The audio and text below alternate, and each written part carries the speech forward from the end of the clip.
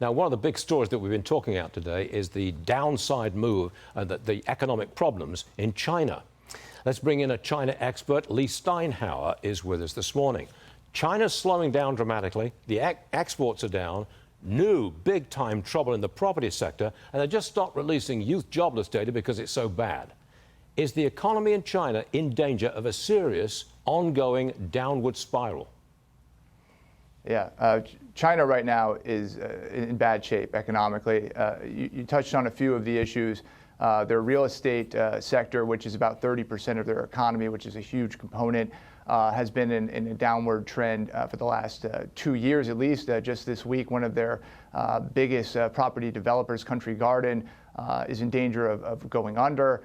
It's a massive problem, and it looks like it's going to continue. Youth unemployment, last reading was about 20% plus youth unemployment in China. So bad, as you mentioned, they've decided that they're no longer going to be releasing even data on youth unemployment.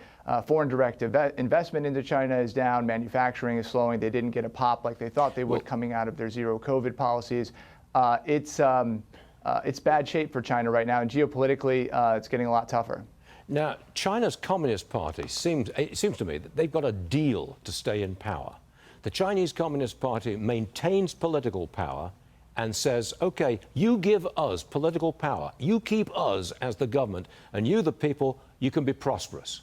Has that deal now beginning to break, beginning to fray? Yeah, that's been the deal, explicitly or implicitly for a couple of decades here, and it's kind of legitimized the Chinese Communist Party.